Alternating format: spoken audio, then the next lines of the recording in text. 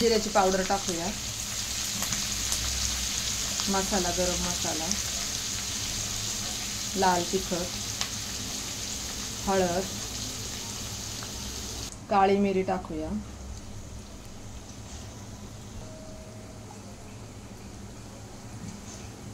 आणि पनीर हलवून घ्यायचे, फ्राय करून घेऊया। काय काय लागते, कांदा, टोमॅटो, लसूण, अद्रक आणि काजू। एका भांड्यामध्ये पाणी घेऊन त्यामध्ये काजू घालूया, मगज बी घालूया, फ्राय केलेले पनीर काढून आणि कांदा चांगला परतून घ्यायचा, त्याला ती उकळी आली आहे। लसूण टाकूया, अद्रक टाकूया, मिरच्या टाकूया, गॅस बंद केला आहे। मी काजू आणि मगजबीचे सीड्स हे उकळून घेतलेल्या पाण्यामधून काढून ते आपण याच्यात टाकून घेऊया, हलवून घेऊया।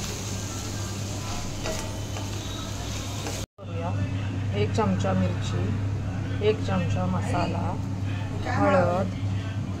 हळद, धने जिरे पावडर, पाणी टाकूया।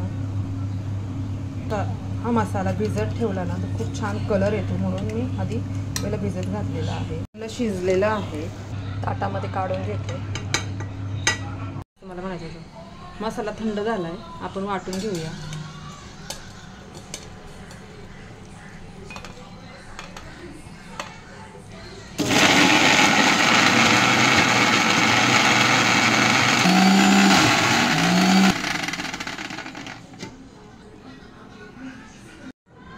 थोडं पाणी टाकते, बारीक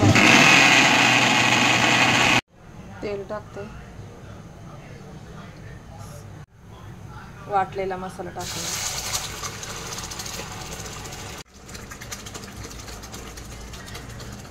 कोथिंबीर, पुदिना,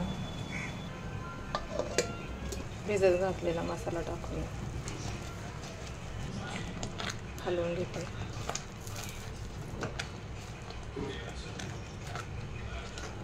पुदिना आणि कोथिंबीर वाटलेलं वाटण टाकूया, वेगळी टेस्ट येते।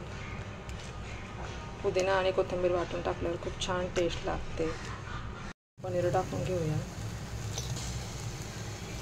ग्रेव्ही पनीर तयार झालेलं आहे।